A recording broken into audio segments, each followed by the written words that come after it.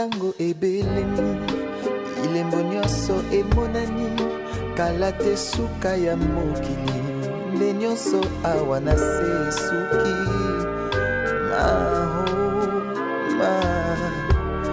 oh yawe papa Mungu natondi na nkanda lokola ntambo akongoloma solo alingi nde koboma kopanza pe koyiba bontango na ye tikali moke.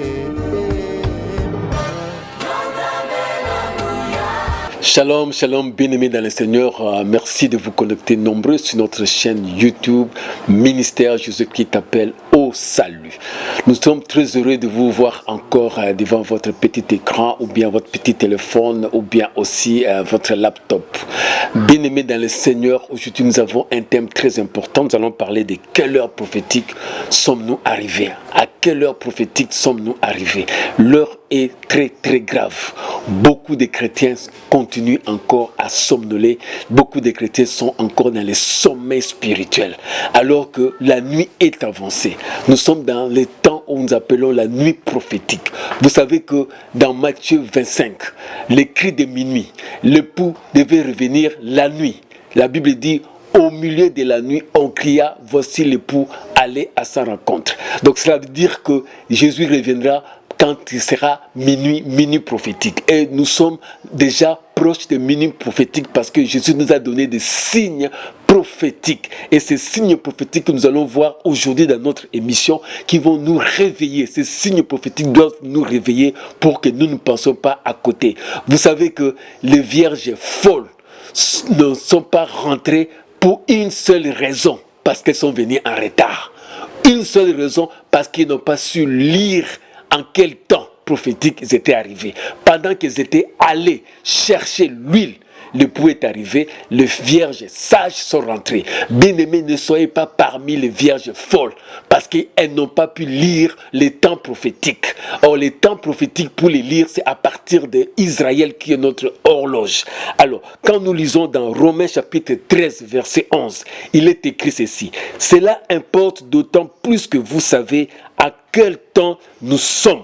C'est l'heure de vous réveiller enfin du sommeil, car maintenant, le salut est plus près de nous que lorsque nous avons cru. Le salut est plus proche, le salut est plus près de nous, parce que la Bible dit encore dans Luc chapitre 21, 28, quand vous verrez ces choses arriver, sachez que le Fils de l'homme est proche et votre délivrance est là. Levez vos yeux et regardez, votre délivrance est là. La délivrance dont Jésus-Christ parle ici, c'est l'enlèvement de l'Église. Parce que l'Église est encore dans ce monde et nous sommes en train de vivre ce que nous appelons les souffrances. Nous vivons les douleurs d'accouchement. C'est-à-dire que bientôt, il faut que la femme puisse enfanter. Et pour enfanter, il faut qu'il ait des douleurs. C'est pourquoi vous voyez dans toutes les trois composantes prophétiques, il y a des événements majeurs qui se passent. Vous avez appris que dans la composante Église, il s'est passé il y a 53 ans, c'est que la différence entre 1970 et 2023, un événement qui s'est répété,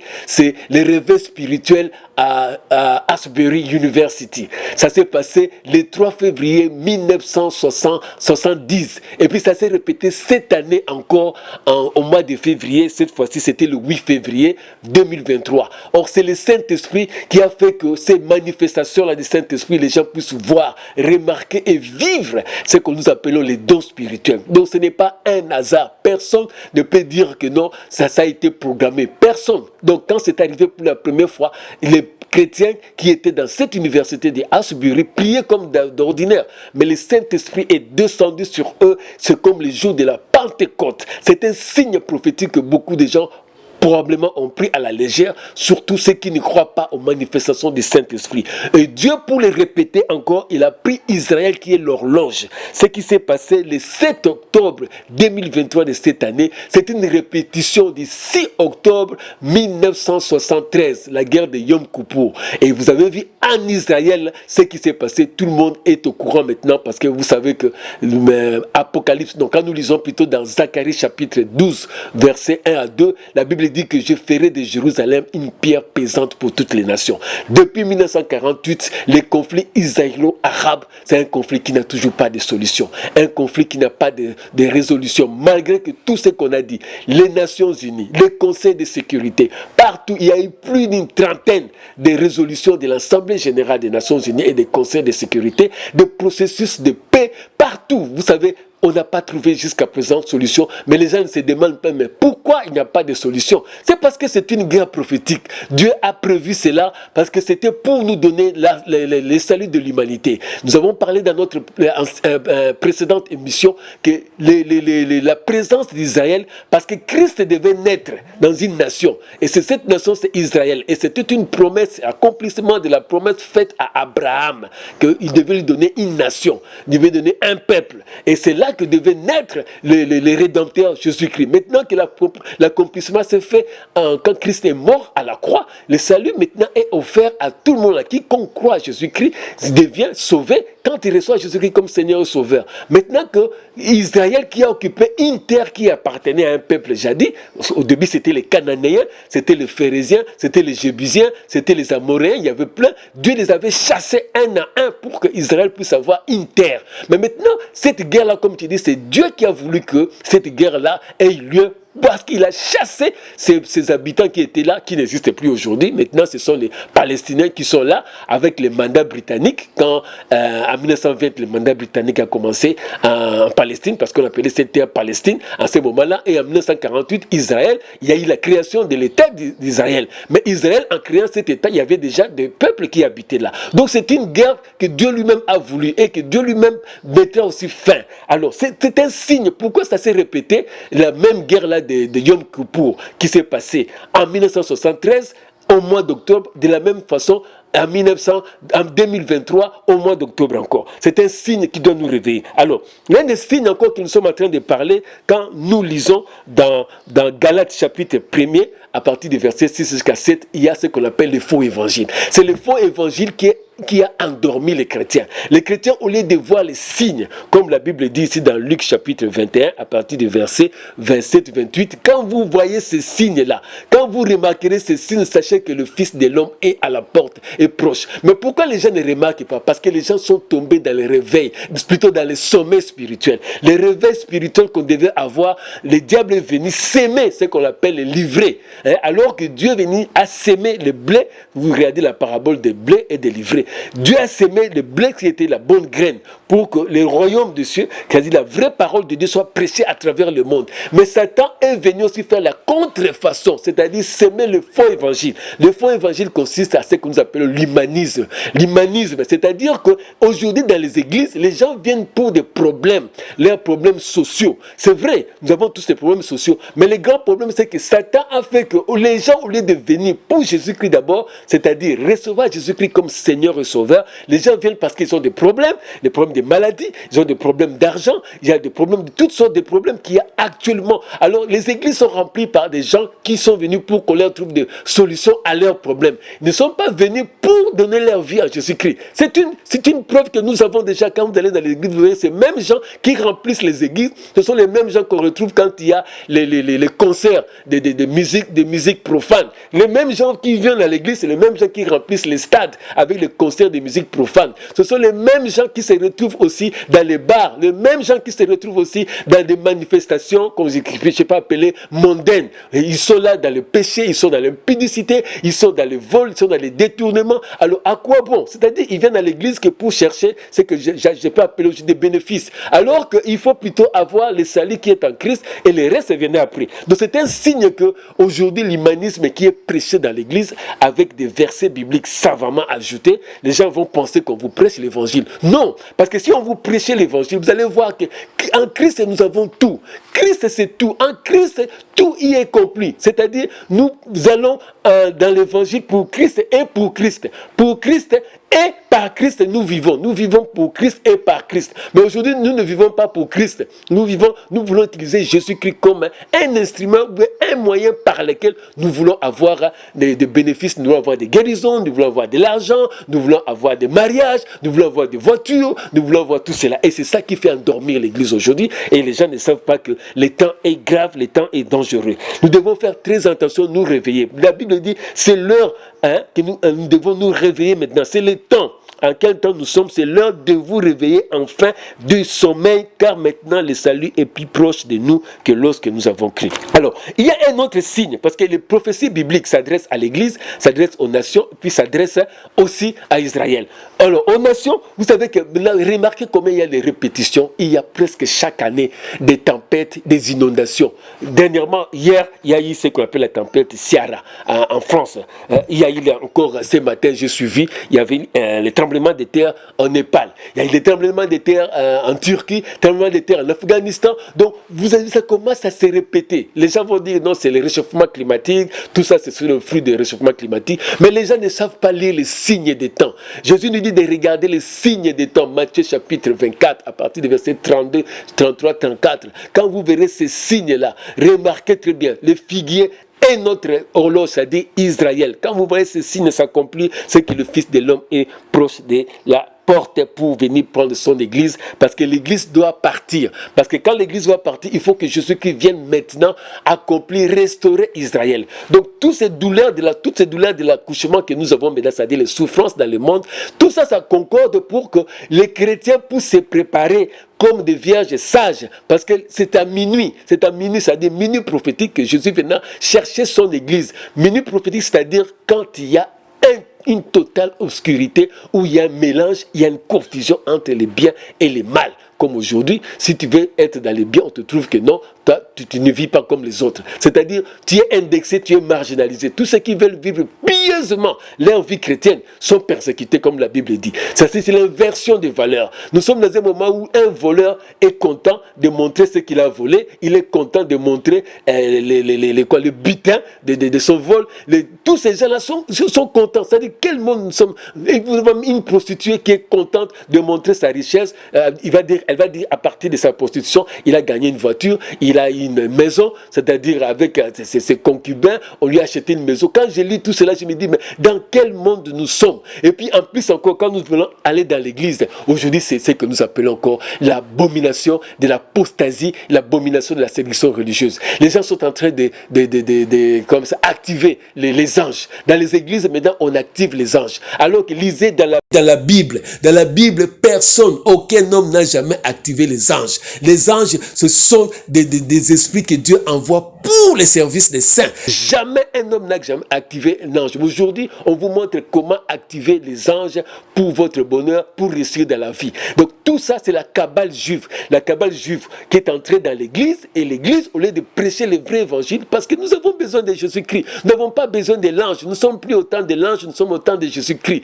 C'est Christ lui-même qui peut envoyer un ange, mais pour le combat, c'est Christ qui a combattu pour nous à la croix. Et remarquez que dans l'église, l'œuvre de la croix n'a plus d'importance. L'œuvre de la croix, les gens ont oublié. Maintenant, les gens pensent que, si je donne un exemple simple, les gens pensent que si tu donnes $100, tu es délivré. C'est-à-dire, on te dit d'amener une offrande pour ta délivrance. Alors que dans l'Ancien Testament, on amenait quoi? On amenait un animal.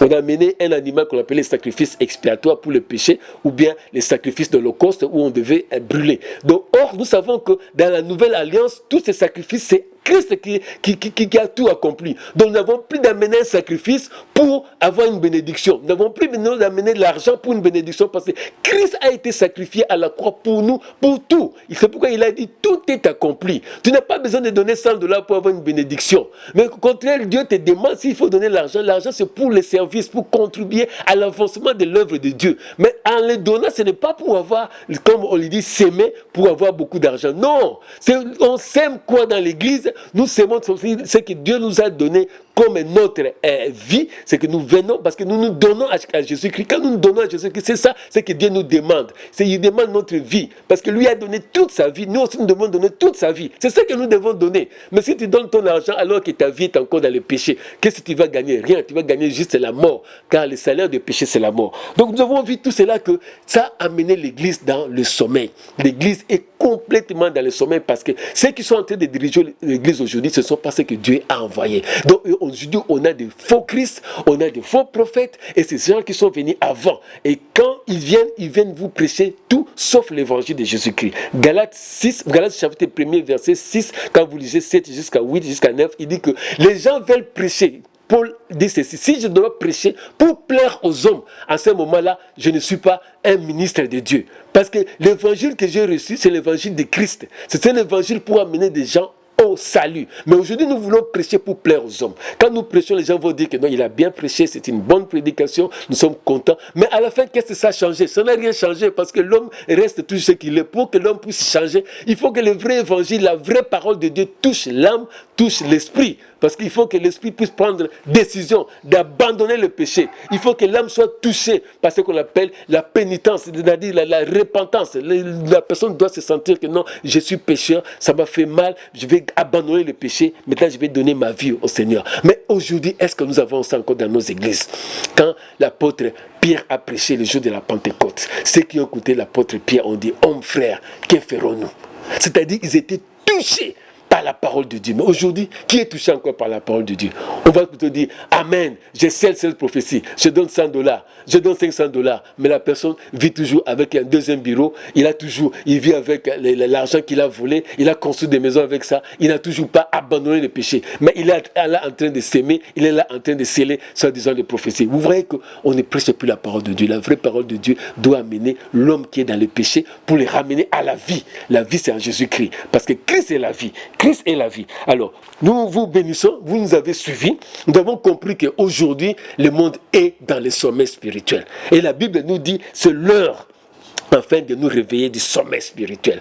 Toi qui continues encore à être dans ce que j'appelle les religions mortes, qui est dans la fausse religion, dans Babylone la Grande qui a amené l'église dans la perdition, Babylone la Grande qui a falsifié l'évangile, qui a amené un faux évangile pour que les gens ne puissent pas avoir l'amertume, qu'ils puissent avoir, les sentiments d'avoir péché et puis de laisser le péché. C'est que nous appelons des regrets, regretter d'avoir péché et puis de quitter le péché, de venir en Jésus-Christ. Il n'y a plus ça, on ne prêche plus ça à l'église. On peut tout vous prêcher, la motivation, la psychologie, tout, sauf vous prêcher le vrai évangile qui doit vous ramener de la mort à la vie. Parce qu'il y a plein de morts spirituelles aujourd'hui dans l'église. Ce signe que nous venons de montrer, particulièrement en Israël, avec la guerre qui se passe en Israël, avec les revival Asbury, les réveils spirituels, et qui s'est répété 2 fois, comme Psaume chapitre 62, verset 12 le dit. Quand le Seigneur parle, nous devons écouter 2 fois. Écouter 2 fois signifie entendre et suivre. Quelle est la signification? C'est-à-dire le discernement. Tu écoutes et puis tu discernes. C'est ça, entendre 2 fois. Si tu attends une seule fois, c'est-à-dire tu n'as pas discerné. Psaume 62, verset 12. Nous devons discerner ces signes qui se passent aujourd'hui dans le monde. Bien-aimé, discerne les signes. Parce que si tu rates l'enlèvement c'est pour bientôt. Tous les signes sont déjà là. La Bible dit que qu'en ces temps-là, quand la trompette sonnera, ceux qui écouteront le son de la trompette, c'est comme les vierges sages qui sont préparés. Comment toi tu te prépares? Comment toi tu te prépares à la rencontre de ton époux, l'église? Comment tu te prépares? Est-ce que tu te prépares toujours dans la fausse religion? Est-ce que tu es encore converti? Est-ce que tu continues à vivre dans le péché? La seule chose, comme je vous ai dit, qui a fait que le vierge folle puisse rater l'enlèvement, rater la rencontre avec l'époux, elles sont venues en retard. Ne sois pas en retard. Tu peux être un bon chrétien, mais tu n'as pas su discerner le temps et que tu viennes en retard parce que tu te trouveras encore dans le péché. Et c'est ce péché-là qui te fait que tu sois en retard. Abandonne le péché maintenant, viens à Jésus-Christ et te donnera la vie. Et la vie éternelle. Que Dieu vous bénisse. Nous nous retrouvons pour notre prochaine émission au nom de Jésus-Christ. Amen.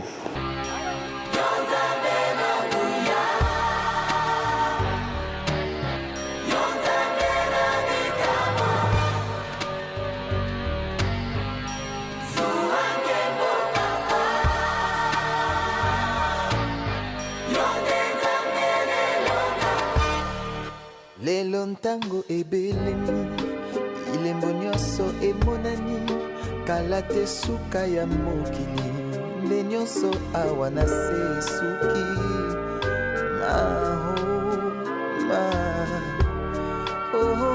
Yawe papa Mungu natondi na nkanda lokola ntambo akongoloma solo alingi nde koboma kopanza mpe koyiba mpo ntango na ye tikali moke